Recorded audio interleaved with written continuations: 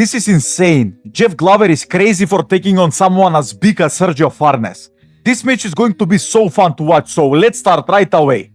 I've never seen someone as big as Sergio pulling guard. That was crazy. And now Glover is taking the back of Sergio, having both of the hooks in. Let's see if he will manage to maintain this position. This is maybe the best position for Glover because he cannot feel the weight of Sergio. But it's so hard to maintain this position. He's so big. Oh my god, Sergio is doing forward roll. Yeah, Glover was forced to let go of that position because he was going to be smooshed. Glover is doing a very good job riding these positions and moving from one to another, just following the hips of Sergio. And now he's in side control. Let's see if he will maintain this position, which I doubt it because Sergio is like 10 times bigger than Glover. But he has an underhook, let's see. Oh my god, he's going knee on belly on Sergio. Yeah, Sergio is just like standing up. But Glover is jumping over the legs of Sergio and again taking his back. Yeah, he's just moving where he doesn't feel the weight of Sergio, which is very important. And now let's see if he will maintain this position. And Sergio is trying to put his shoulders on the mat and escape this position. So let's see if he will manage to do that. By the way, Sergio is a black belt, guys.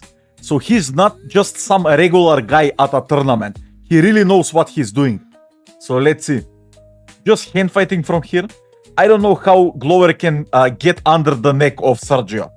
He doesn't even have a neck, so let's see.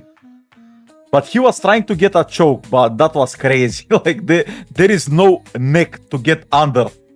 And the score is 11-0 for Glover. That is crazy. Imagine having to tell someone who doesn't train about this match. They for sure will not believe you. And now Sergio completely shook off Glover from the back. And now Glover is going on a wrestle up on Sergio. That is crazy. But Sergio put so much weight on Glover, he ended up in bottom position. At that time, Glover had one of the best deep half guard in Nogi. So let's see if he'll manage to do something against Sergio. Which will be crazy if he managed to do something. Sergio has a guillotine, but Glover is moving him constantly and not letting him settle. And now he's getting under him and getting a single leg sweep. That was crazy. Sergio is countering with a Kimura. Let's see. Yeah, but Glover completely slipped his elbow out. And now he's again on the back of Sergio. Oh my god, the points. 17-0, the points. And Glover is taking the hooks out. I think Glover is scared because if Sergio rolls, he can kill Glover if he's on his back. He'll completely smoosh him. So Glover is just maintaining this position, trying to ride it out. Now putting again the bottom hook in. And now he's following the back. Let's see if he'll maintain this position. I think Sergio is also getting tired. He is so big. And there is a lot of movement in this match. So for how big he is, I am impressed about his condition. Because he's moving all the time. Oh my god, Glover is going high on the arm. But he completely lost that position. And now he's transitioning into triangle. Yeah, but he completely got smooshed there. And now he's in guard again. Now Sergio is free to get a guard pass from here. So let's see. Standing up. Going for this arm whiff pass. This is a big boy pass. And he's completely smashing the hips of Glover. This doesn't look good for Glover. But maybe he can enter somehow into half guard again. But this doesn't look good for him. And Sergio is looking for a crossface. Let's see if he'll manage to get it. Yeah, again Glover is getting under Sergio. This is crazy. I don't even know how he's managing to do this. You need to have so much technique to get under someone as big as Sergio is.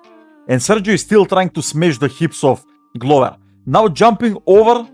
But this is a trap from Glover. He's letting people get into this quarter guard so he can get into his deep half guard. So let's see. Watch this. Watch how he will get under him again. Completely under him. That is amazing.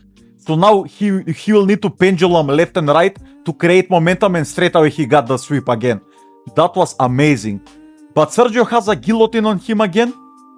But this is not a good angle for Sergio, so it will be hard for him to finish this guillotine. And Glover is fighting the hands of Sergio. Yeah, and he completely got rid of that guillotine. And now he's in half guard.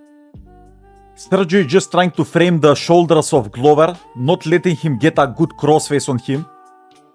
But let's see. He is completely flattened out, so this is a very bad position for Sergio. And Glover is just laying on the belly of Sergio. It must be comfortable laying on that belly. So let's see if Sergio will recover this position. He really needs to get on his side because he is completely flattened out. There is so little you can do from this position. And this is better, just push him off. He's so much bigger, he should not have a problem just like pushing him off. Glover tried a cheeky little wrist lock, but it didn't work. And now again into the same position. Yeah, Sergio really needs to get on his side, on his left hip, and try to stand up. Because he's losing on time here. And the match is about to end, so he really needs to go on his side. And this is a better position for Sergio. So let's see. Maybe get like an underhook on Jeff. But Jeff is just trying to keep Sergio down. And the match is about to end, so this was amazing. And Jeff is helping Sergio up. Very nice. Watch how much smaller he is. Imagine telling someone about this match who doesn't train jiu-jitsu. Nobody will believe you that Jeff won. That was amazing. And Glover using his deep half guard to sweep Sergio was a masterclass. We were talking earlier about the concept of using jiu-jitsu as a smaller guy against bigger people. When it comes to deep half, what are some really important key technical points that you like to drill in for people that are smaller against much bigger people? Well, deep half guard for me works so well in that scenario with bigger guys because it is such an energy efficient way to not only prevent the mount from happening, but to escape the mount. And it's a way that you can use your opponent's eagerness to mount you against them. I understand when I'm on my back that this guy wants to pass my guard and mount me. And they're expecting my feet to be up blocking them and my hands posting on them and me escaping hips and bringing my knees up and blocking that. And, when you make it easy for them to mount you, they will absolutely take it. They can't help it. It's a tasty morsel. And the way that I do deep half guard is, it makes it so that you can't get mounted. And for smaller people against bigger people, you can't afford to let these big people mount you, dog. And it's like, not only does it stop the mount, it starts the off-balancing process of going down the deep half guard sweeps. So you're a little guy, you want to beat a big guy, the deep half guard might be the most important guard that you need to use.